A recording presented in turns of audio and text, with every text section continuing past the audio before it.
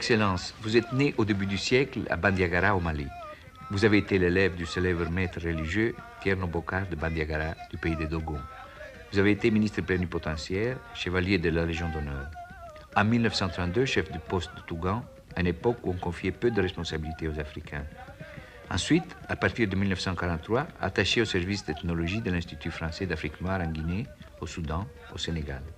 Depuis 1960, directeur de l'Institut des sciences humaines du Mali, et depuis 1962, ambassadeur du Mali et membre du conseil exécutif de l'UNESCO. Les différentes facettes de votre personnalité sont difficiles à cerner. Vous êtes en même temps administrateur, essayiste, ethnologue, poète dans votre langue qui est la langue peul. Lors d'une séance célèbre du conseil exécutif de l'UNESCO, vous nous avez dit « En Afrique, quand un vieux meurt, c'est une bibliothèque qui flambe. » Ce fut pour nous tous une révélation. Cette phrase est répétée partout, on la lit, on la cite. Et cette notion de la tradition orale qui était exprimée d'une façon aussi saisissante par cette formule pourrait ce soir, si vous voulez bien, être le point de départ de notre conversation. La tradition orale, pour nous, c'est l'enseignement, à tous les degrés. Degré primaire, degré secondaire, degré supérieur. Donc c'est l'enseignement à tous les degrés. Ça englobe aussi bien la morale, la philosophie, les mathématiques, la géométrie, et tout ce qui s'appelle connaissances humaines, tant au point de vue culturel qu'au point de vue cultuel. Et alors donc la tradition orale, c'est l'enseignement. Et or cet enseignement est donné par des vieillards. Et c'est ce qui constitue l'initiation.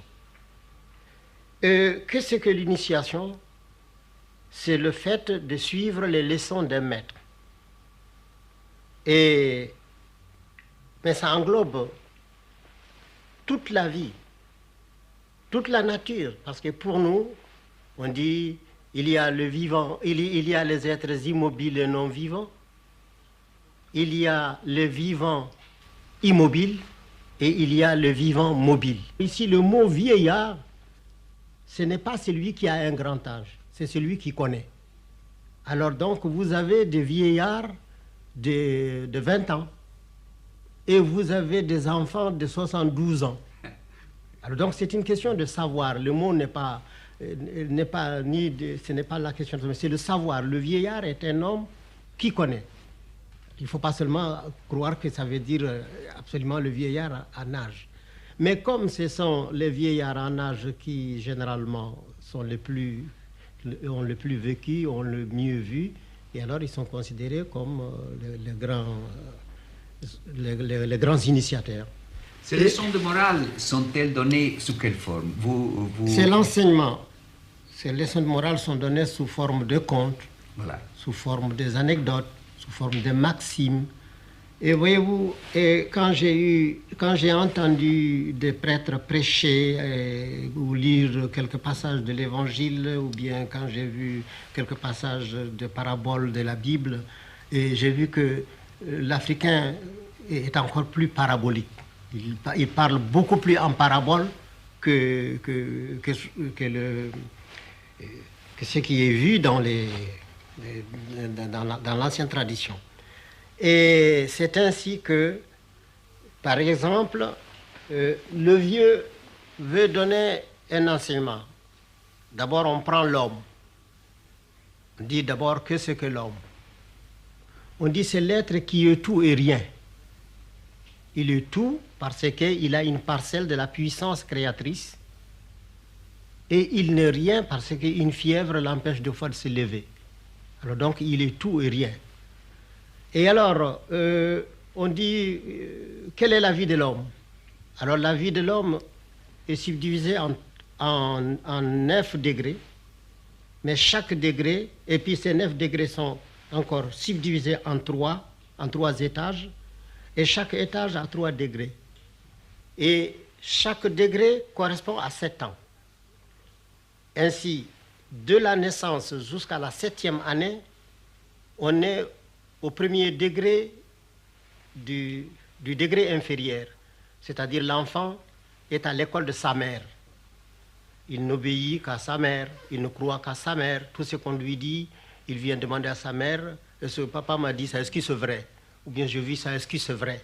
Donc il ne voit que par sa mère, durant 7 ans.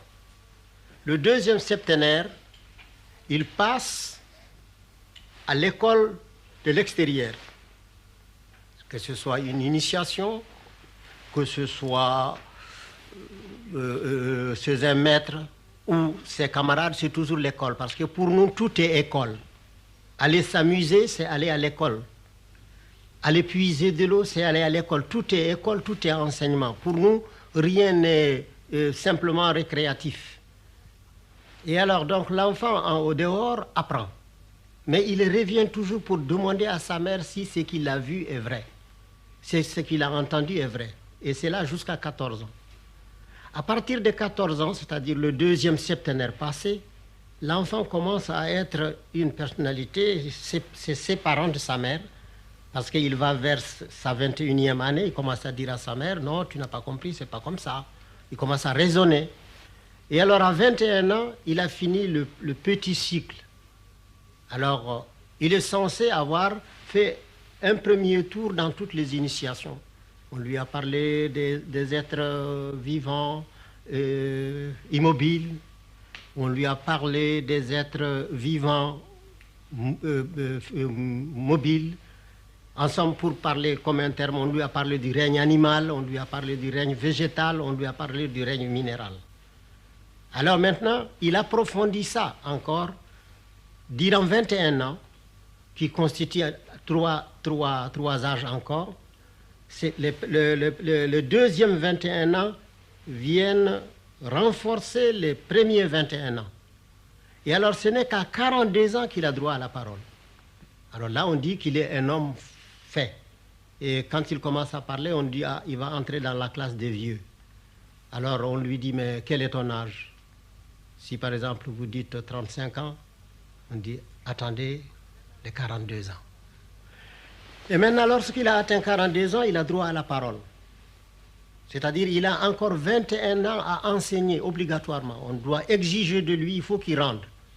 C'est qu'en 21 ans, il a pris dans sa jeunesse, il a mûri dans son âge d'homme, il faut qu'il le rende dans son âge de vieillesse, c'est-à-dire jusqu'à 63 ans.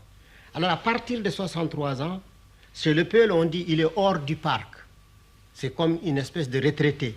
On ne peut plus exiger de lui, mais il peut donner lui parce qu'il peut bénéficier de la vie. Mais il est considéré comme terminé à 63 ans.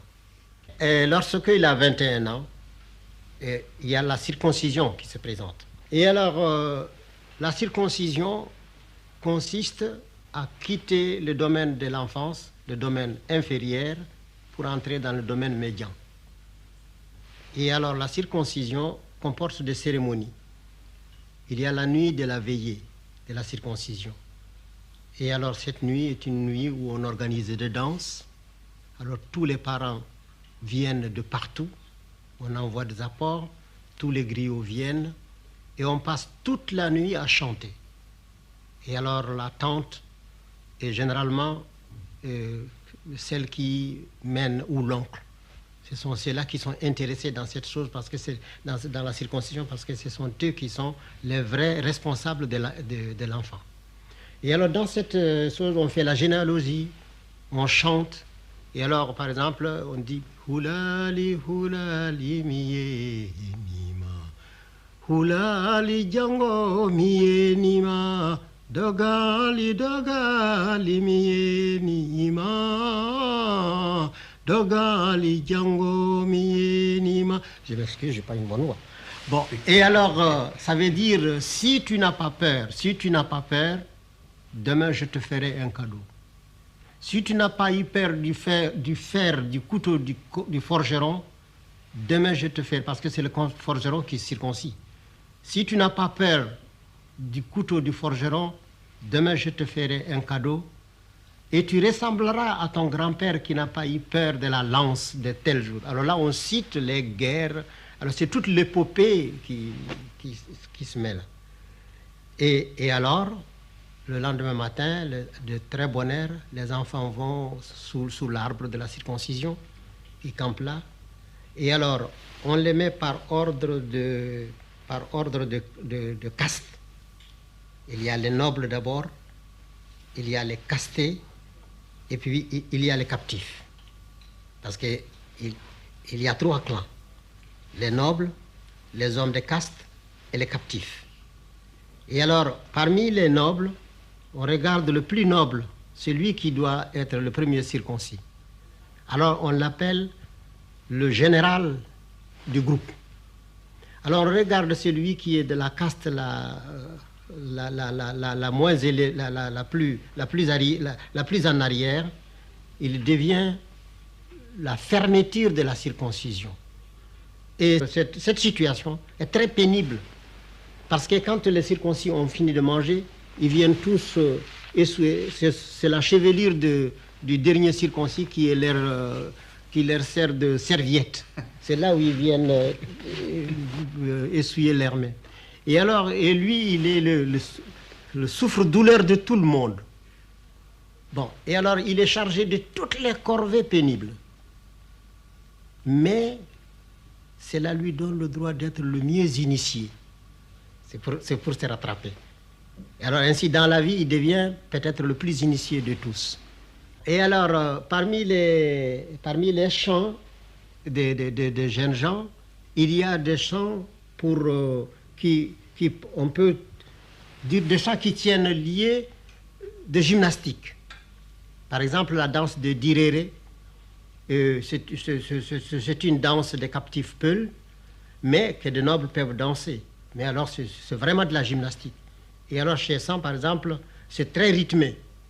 Par exemple, on dit Samba jo aulan ledina, sa hulata ripula ungara, e samba jo aulan ledina, hulata ko ulan ledina.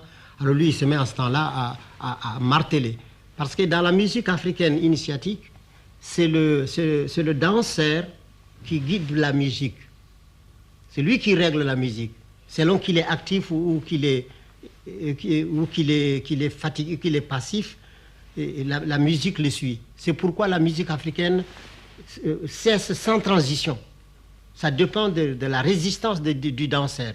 S'il est fatigué, au moment où s'il est fatigué brusquement, la musique s'arrête en tant qu'avec lui.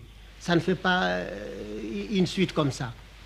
Et alors ces poèmes, ça veut dire Samba jo aulan ledina, sa hulata ripula ungara, yimno be garande fumbi, Samba jo takula lediko, mi haurali e mabe halapai, Samba jo kula ledika, ulukori pori anawara.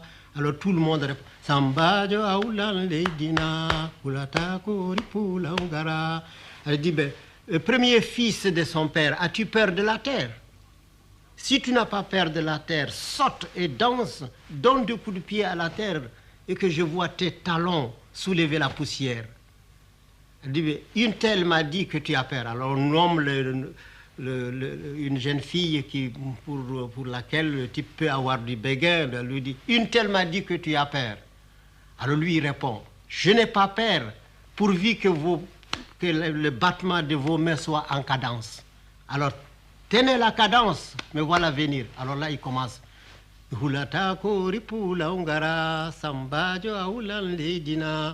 Et alors, les chants sont faits. Il n'y a pas solfège comme chez vous, mais il y a des onomatopées. Des onomatopées qui donnent les airs. Et alors, tous les groupes répètent l'onomatopée. Alors, le poète entre, et puis immédiatement, comme tout est improvisé, alors il improvise en suivant le rythme que les autres tiennent. Par exemple, si on lui dit, mais sur quel rythme veux-tu danser? Il dit, je vais danser sur le rythme de Sambadio. Alors là, il chante ce que je viens de dire. Mais s'il dit, je vais danser sur le rythme de Tari, alors là, tout le monde se met tarindi tarindin din tindaritam tarindi tarindin din tindaritam tandaranda tandandara tandaranda tandandara. Alors tout le monde, vous voyez, 300 personnes comme ça, tarindi tari. Alors ça fait vraiment une musique qui est faite de bouche. Et alors il enchaîne, le poète enchaîne là-dedans. Bailel jabate bailel sambalana Tarindi tarindindi midoima tarindi tarindindi sapoeta ton fatuma be iyo nyale o samba iyo tarindi tarindindi darita. Alors c'est la réplique. Ou bien les autres disent c'est ere. Alors là il dit ere de ere nana ere nana injo ere nana sajode, qui ne veut absolument rien dire. C'est comme si on dit tra la la la la la la la la la la tra la la la la. Mais ça permet au poète d'enchaîner. Quand il dit ere de ere nana ere nana injo ere nana sajode, le poète dit Allah se kani mingindi yalla gindi se katagiye mayo. Alors ça c'est une parole. Alors il dit ere de qui ne veut rien dire. Alors lui il dit c'est Dieu qui nous inspire, et de cette inspiration nous faisons des poésies qui sont si fortes et si élevées qu'elles creusent des fleuves et font des méandres. Allah se kani mingindi yalla gindi se katagiyema yo sajode, et ainsi de suite. Alors vous en avez toute une gamme pour montrer comment les chansons sont conservées. Et alors les thèmes, évidemment, on ne peut pas demander à la tradition orale d'avoir un thème comme des archives, comme des livres écrits. Et alors, mais il y a des thèmes, il y a des étages, il y a des développements qu'on ne peut pas.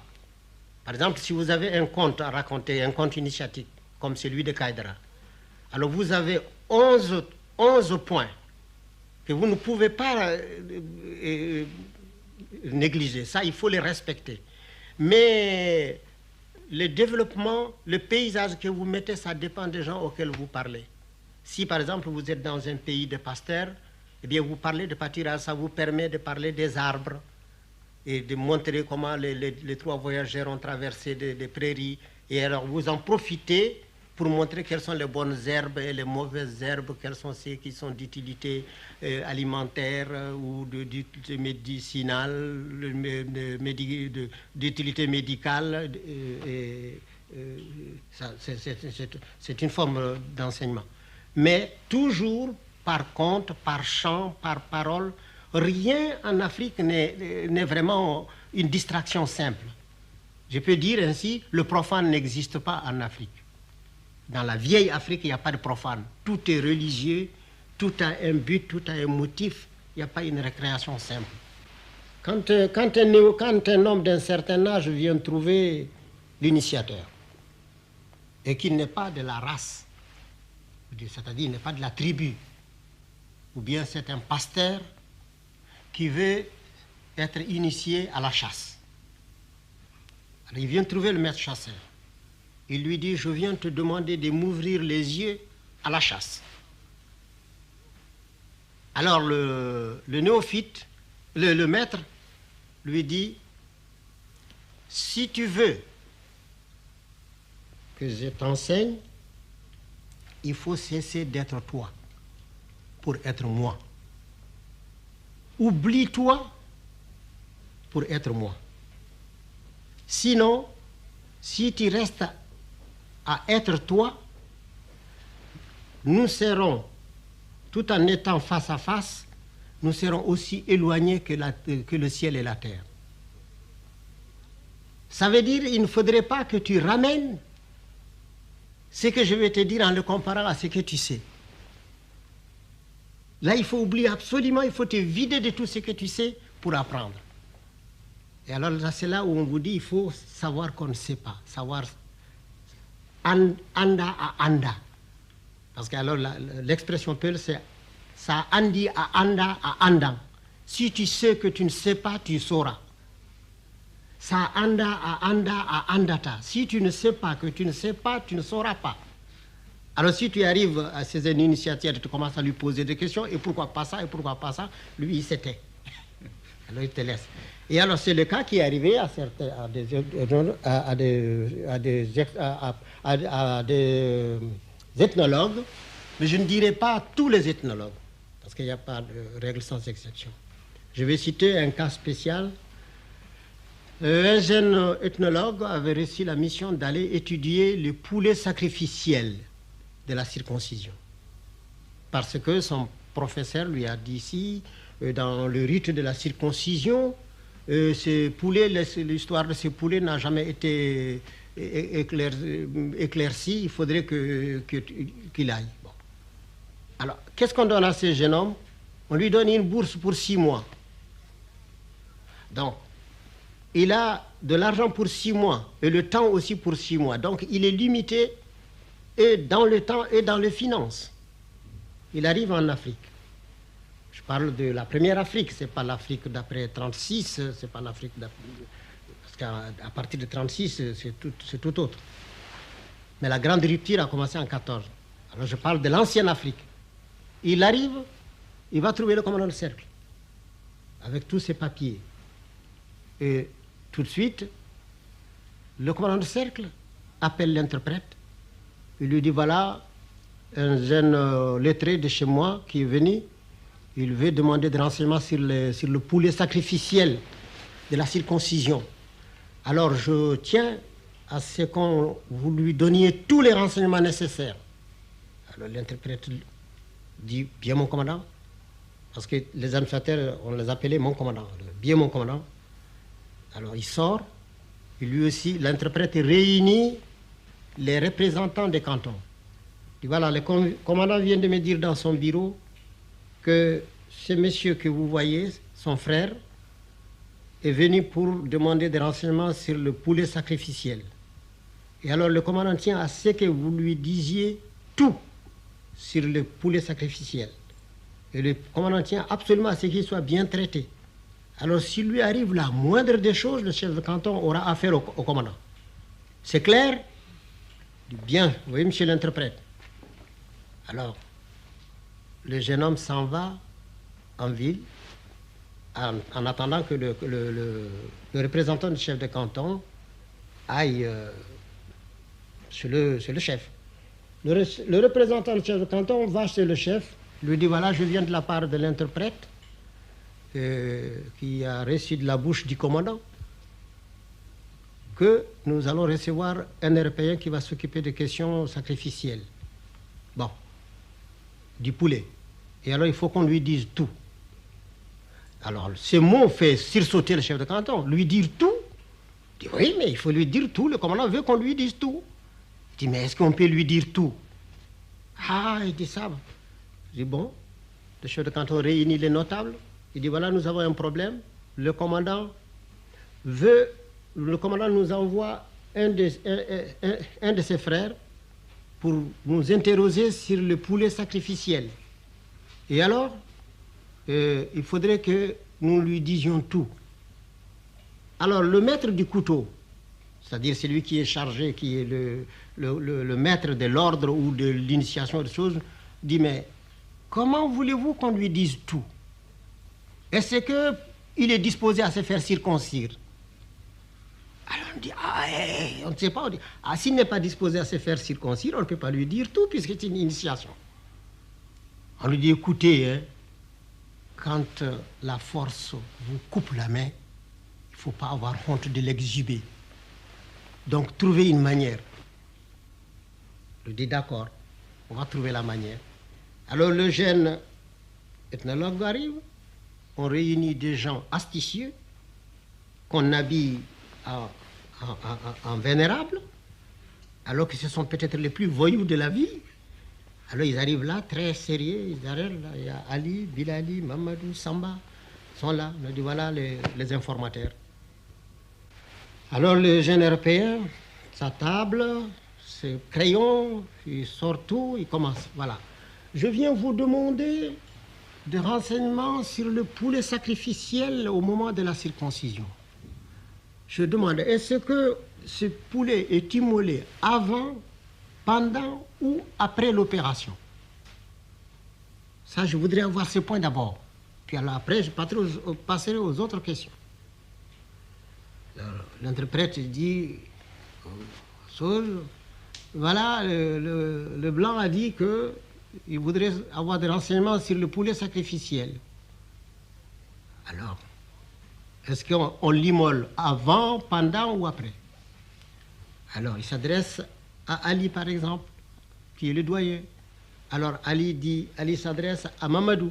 Mamadou, l'interprète a dit que le blanc a dit qu'il est venu pour s'informer sur le poulet sacrificiel. On le tue avant, pendant ou après l'opération? Il dit, ah, bon. Et Bilali, Mamadou a dit que Ali a dit, que l'interprète a dit, Samba a dit, et le blanc a dit que le poulet sacrificiel, comment? Est-ce qu'il c'est pendant, avant ou après? Ah, oui. Et Daouda, Ali a dit, Samba a dit, Mamadou. Alors, évidemment, le jeune européen qui n'a que 6 mois, et puis limité dans le temps et dans les finances, vous voyez là sa position. Pour une question comme ça, déjà, elle fait le tour de tout le monde. Alors, immédiatement, le jeune homme commence à s'impatienter. Parce que, alors il est contrarié. Et or, nous avons constaté que quand l'Européen est content ou mécontent, il devient rouge. Alors, le sang lui monte. Alors, les autres disent, hey, attention, il est en train de devenir une braise. Et or, vous savez que nous sommes dans la brousse. S'il devient une braise, il va incendier tout. Alors, trouvez-lui ce qu'il demande, ça ne vous coûte rien. Alors, l'autre demande, mais ce n'est pas difficile la question que j'ai posée. C'est avant, pendant ou après, c'est oui ou non. On nous dit, ah oui. Le poulet, oui. Ah bon, vous voulez le poulet? Oui. Oh, il y a des fois où c'est avant. Aussi, pendant aussi. Et souvent, c'est après. Le type dit, mais... Alors donc, c'est facultatif. Ah oui, c'est facultatif, très facultatif. Il dit, mais donnez-moi un cas précis. Ah oui, un cas précis. Par exemple, il dit, est-ce qu'il y a un moment où on le tue? Oui, il y a un moment. Mais quel est ce moment-là? C'est le moment le plus propice. Alors, mais non, par exemple, est-ce que c'est le matin au lever du soleil? Ils ont trouvé ce que le type cherche. Parce qu'il l'épie pour savoir la question sur laquelle il revient le plus. Vous savez que c'est ça qui l'intéresse. Ah oui, c'est le matin, avant l'opération. Parce que là, il faudrait bien qu'il y ait analogie, parce que le soleil s'élève et rougit la nature. Alors, comme on va faire une opération, il faut que le sang du jeune homme sorte, coule. Alors, le sang du poulet, le sang du jeune homme, le sang que le soleil verse sur la nature, alors ça fait du rouge, c'est pourquoi il y a du sang. Alors, le jeune homme est content déjà, il a trouvé des choses, alors il écrit. Alors, il dit, et le poulet, comment est-il? Ah ben... Il est comme tous les poulets, du Samoro, de partout. Mais et sa tête, comment c'est dit? Ah, alors il voit tout ce que tu veux, une description. Il dit, oui, c'est un poulet qui doit avoir une crête. Mais pas une crête qui est droite comme ça, mais une crête qui est plate. Et puis s'il y a de petits points sur la crête, c'est encore mieux. Et parce que alors là, la crête dressée comme ça insulte le ciel. Alors on ne veut pas de ça. Alors il faut que la crête soit comme ça, et puis comme ça c'est bien. Le type écrit. Et alors on lui raconte, on invente des choses comme ça qu'on lui donne. Il remplit ses cahiers et puis il les répare. Bon, alors ce jeune homme vient et soutient sa thèse. Alors il cherche maintenant des justifications partout. Alors ça, il faut éviter ça. C'est ce qu'on appelle les formules pour mettre dans la paille. Ce que je viens de dire actuellement, il ne faudrait pas qu'on le généralise. Ça veut dire que tous les ethnologues n'ont pas été mis dans la paille.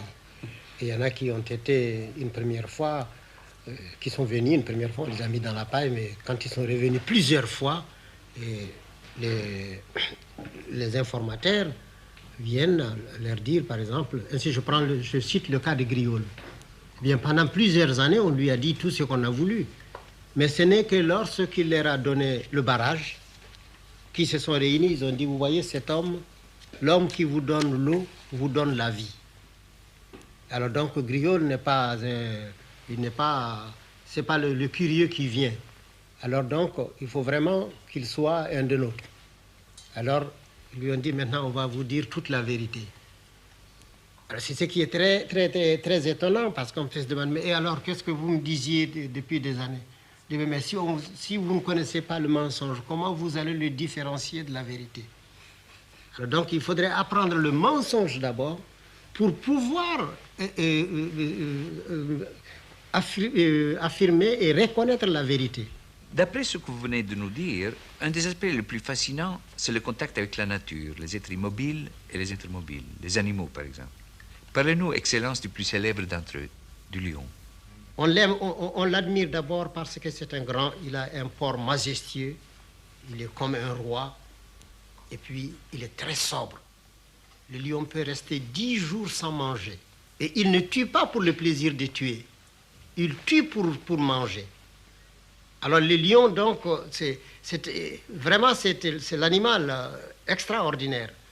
Et s'il est le premier à voir le chasseur ou le berger, ou même un simple voyageur, si le lion est le premier à voir la personne, et qu'il est sûr que la personne ne l'a pas vu, la personne ne le verra plus. Parce qu'il peut comment on dit en français, se tapir, se mettre à plat ventre là derrière une motte de terre et on peut passer à côté sans s'en apercevoir. Mais maintenant, si on le voit et qu'il sait qu'on l'a vu, là, il se redresse de toute sa taille pour voir à qui il a affaire. Si le type est armé, lui aussi il s'arme, comme on dit les chasseurs. Parce que quand il est au repos, son ventre, c'est une espèce d'outre et ça traîne presque à terre. Et alors, lorsqu'il prend une position de bataille, il remonte tout son ventre pour en faire une poitrine. Alors là, son ventre se creuse comme celui du lévrier. Et alors, il se met sur son arrière-train, puis alors il regarde. Alors, s'il voit que le type veut l'attaquer, alors il se remet sur ses 4 pattes, il passe la queue à travers ses pieds, il la sort du côté de sa bouche. Alors ça, c'est la position la plus terrible qu'on puisse voir du lion. Et surtout lorsqu'il vient de faire son déjeuner, avant de faire sa toilette, quand on le voit la tête remplie du sang, alors cette queue qui sort, alors on dit que le lion a fait pousser sa queue dans sa bouche. Alors ça veut dire qu'il y a bagarre inévitable. Bon, mais s'il voit que l'individu à qui il a affaire ne veut pas de la guerre, alors il ramène, il redresse sa queue, il redescend son ventre, et puis il passe dans la brousse, tout tranquillement. Et si le lion est en train de pourchasser un gibier, et qu'il voit un chasseur en train de pourchasser le même gibier, généralement, le lion se retient. Mais il ne faut pas que le chasseur rate le gibier. Parce que si le chasseur rate le gibier, il l'attaque. Il attaque le chasseur. Et maintenant, si le chasseur tue le gibier, s'il connaît l'habitude du lion, il coupera et laissera une partie pour le lion. Il s'en ira. Dès qu'il est parti, le lion viendra prendre. Parce que lui-même, si il poursuit un gibier et qu'un chasseur, poursuivant le même gibier, le voit faire et se retient, généralement quand le lion, lui, rate pas. C'est très difficile qu'il rate. Bon, parce qu'il peut faire de bonds de 8 mètres. Bon, alors, il bondit sur la bête, il l'abat, il lui tranche la gorge, et il boit le sang, il laisse tout le reste. Il s'en va. Jusqu'à ce que l'autre arrive et prenne ce qu'il a à prendre, alors il reviendra. On a constaté cet état jusqu'au moment où on s'est mis à lui faire de grandes chasses. Autrement, voilà comment le lion était. Et par exemple, il est tellement noble que s'il vole, il devient peu brave.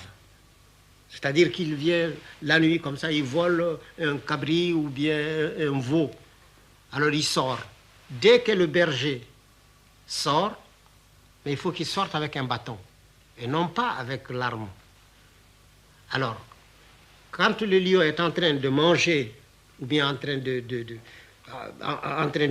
traîner la bête, sa prise, le berger pousse le cri. Wan, wan, wan. Alors le lion lâche. Et il va se mettre à 4 ou 5 mètres pour regarder. Alors si le berger sait qu'il n'est pas assez fort pour prendre la bête, il doit s'asseoir dessus, puis faire face au lion. Et puis n'est pas. Alors là, le lion se met à battre ce que nous appelons son tam-tam. Alors là, il se met à rugir, et puis en grattant de la terre, pour voir si le type est vraiment le maître de la bête. Alors si le type ne bouge pas et reste, alors le lion, lui, il rentre et il retourne.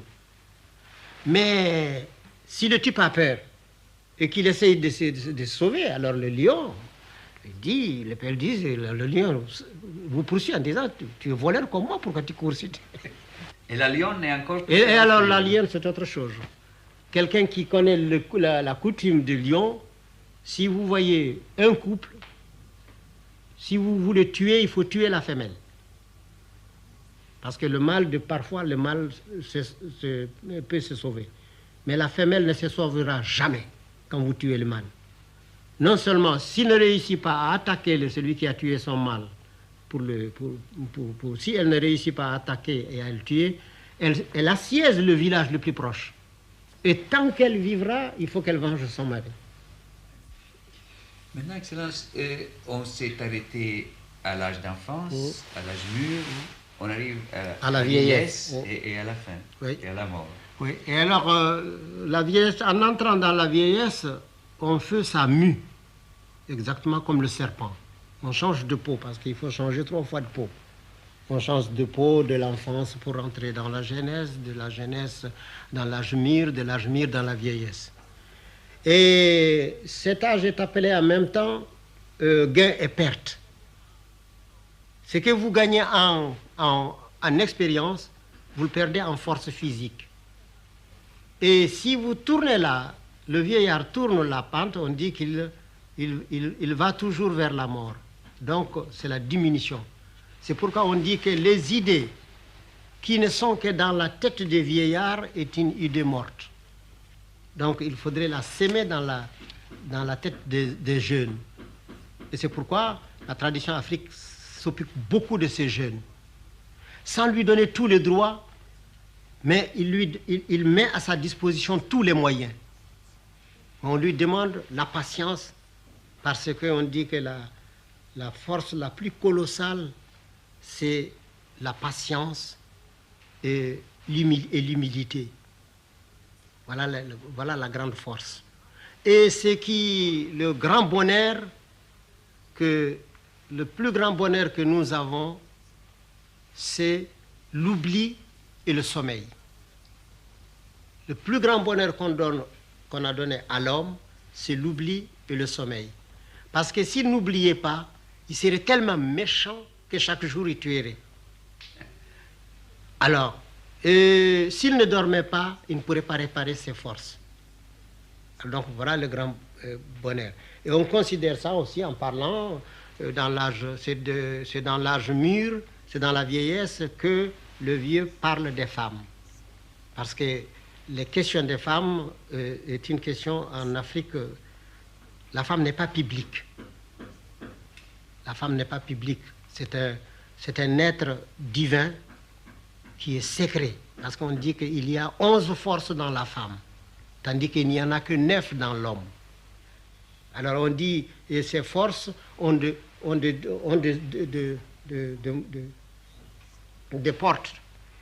portes d'introduction. Il y en a 7 sur la tête. 1, 2, 3, 4, 5, 6, 7. Et c'est pourquoi on appelle c'est notre tête. Parce que c'est là la supériorité. Et quand vous coupez le cou, l'individu est mort. Vous pouvez couper le bras, vous pouvez ouvrir le ventre, mais le jour où vous coupez le cou, c'est fini. Alors c'est pourquoi on appelle la nécessité d'avoir une tête. Parce que c'est là-dedans où on a ces sens les plus nécessaires. Les moyens d'introduction et d'extériorisation aussi. Tout est dans la tête. Et alors on a les 2 exutoires naturels qui portés au 7 font 9. Voilà où s'arrête l'homme. Mais tandis que la femme, quand elle met au monde un enfant, c'est-à-dire elle cesse d'être une femme, elle devient une mère. Parce qu'on dit que la femme est une chose, la mère en est une autre. Alors, mais le privilège de la mère, c'est d'être femme et mère. Alors donc la force de la femme se trouve dans la mère parce que lorsqu'elle met au monde, elle a là encore 2 autres portes qui s'ouvrent. Et alors ces 2 portes, ajoutées aux 9 que l'homme possède, lui donnent 11. Alors il a ainsi 11 forces. Il y a la pierre, le fer, le feu, l'eau, l'air et l'homme. Alors donc il y a 5 forces matérielles palpables, visibles. Alors vient l'homme. Alors il y a de l'autre côté de la main de l'homme, il y a 5 forces invisibles, mais dont on ne voit que les effets. Alors l'homme, il y a l'ivresse qui anéantit l'homme. Il y a le sommeil qui anéantit l'ivresse. Il y a le souci qui anéantit le sommeil. Il y a la mort qui anéantit le souci. Et il y a la résurrection, c'est-à-dire la vie dans ce qu'on appelle l'autre monde, qui anéantit alors la mort. Parce que pour nous, la mort n'existe pas. Pour l'Afrique traditionnelle, la mort n'existe pas. D'ailleurs, on ne dit pas mort, on dit changement de domicile. Parce qu'on est censé continuer à vivre dans une éternité. Pour la mort, on dit ce que le défunt avait fait. Ses exploits, les largesses, sa bonté. C'est la famille qui chante les louanges? Ah non, non, tout le monde, la famille peut chanter. La famille peut, mais rarement la famille, parce qu'en Afrique, il est très mal vu de parler de soi. Et c'est pourquoi nous avons des griots qui viennent parler de vous. Il y a par exemple des pleureuses qui sont des pleureuses professionnelles. Or, ils pleurent à l'occasion quand un vieillard d'un grand âge meurt. Alors, deux fois le funérail dure des jours et des jours et des jours et des jours. Et il y a une nuit, il y a une semaine là-dedans où on passe toute la semaine, toute la nuit, du coucher au lever du soleil. Et alors, voyez-vous, c'est là où on fait toutes les généalogies. Alors, chaque occasion est une occasion de donner la généalogie parce que c'est ça qui nous sert de registre d'état civil. Alors, on vous dit, vous êtes fils d'un tel, fils d'un tel, fils d'un tel, fils d'un tel. Par exemple, je prends le cas d'El Hadj Omar. On veut dire, quand El Hadj Omar, alors on dit, Omar Seydou. Omar est fils de Seydou. Alors on dit, Omar Seydou, Antoumana, Koumou, Koudejo, Sadiga, Sangre, Bodeval, Oubokun, Yassin, Yaba, Dede, Mani, Annabi, Heller, Bouitori. Vous voyez, tout ça, ce sont ses grands-pères. Et alors après, on reprend la lignée en disant, ton père Seydou est le frère d'un tel qui a eu un tel comme enfant, un tel comme enfant, un tel comme enfant. Tel enfant de ton père a été tué dans telle bataille. Il est enterré à tel endroit. Alors le généalogiste vous dit où vous devez vous marier et quelles sont vos mésalliances. Alors il y a ces griots qui sont les généalogistes. Et il y a de cela une chose extraordinaire. Le gouverneur Engoulevent avait un commis expéditionnaire griot. Ce commis expéditionnaire partait chaque samedi. Il ne venait pas au bureau, il allait faire le griot. Et alors son chef de bureau l'a fait révoquer pour inexactitude dans le service, on l'a révoqué.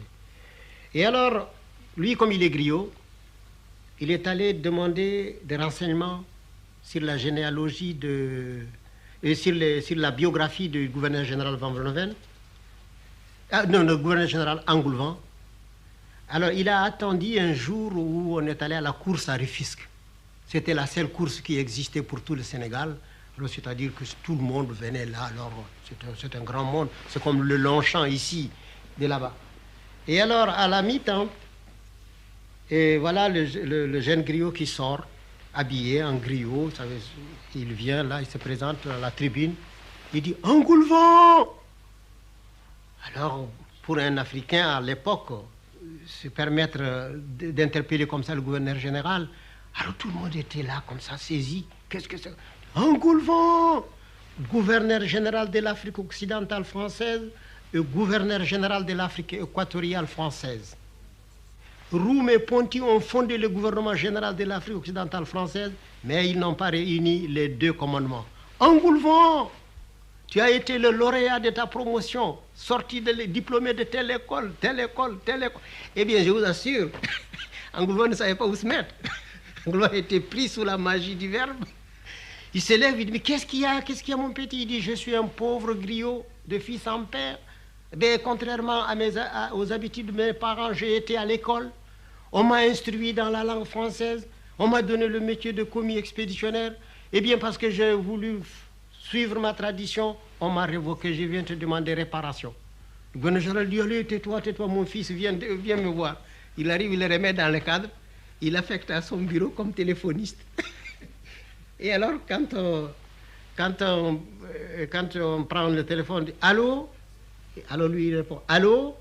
On dit, qui est à l'appareil? Il dit, ici, Matabara Samba Ali Ndiaye, téléphoniste du gouverneur général, révoqué et repris. Je voudrais que vous nous disiez quelque chose sur la race à laquelle vous appartenez, d'une part, et d'autre part, s'il y a parmi les personnages légendaires ou parmi les personnages historiques de votre race, des types, des personnages qu'on puisse citer et qui sont exemplaires. Évidemment, il y a d'abord l'origine de Peul est perdue dans l'obscurité des temps. Et tous les ethnologues, comme tous ceux qui se sont occupés de Peul, bien, je ne crois pas qu'on soit arrivé vraiment à la véritable de trouver l'origine réelle de Peul.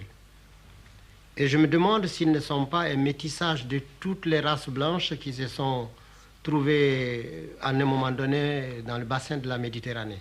Pour moi, ça c'est mon opinion personnelle. À part ça, on nous a fait descendre même des Gaulois. On nous a dit que nous étions des Arabes. Et une fois, il y en a, depuis la conversion des Peul à l'islam, il y a une généalogie qui nous fait vraiment des cousins de Mahomet. Alors moi, je ne suis pas fâché qu'on me fasse cousin de Mahomet, mais enfin, je trouve ça un peu fort. L'opinion veut que nous soyons très rusés, très malins, très caméléons, sans que ce soit de l'hypocrisie. On ne sait pas ce que pensait un Peul. On dit le Peul ferme les yeux, mais il ne dort pas. Et alors, eux aussi, et on dit, par exemple, les Bambara disent, si vous voyez l'état du Peul, ne croyez pas que sa maigreur est si vous voyez le Peul, vous le croyez malade. Mais non, sa maigreur, c'est son état, ce n'est pas par maladie. Et les autres ajoutent, surtout les tirailleurs Bambara qui ont appris à parler français, là ils ont fait un français à leur manière, un français tout à fait piquant. Ils disent, Peul, oh, toujours malade, jamais mourir.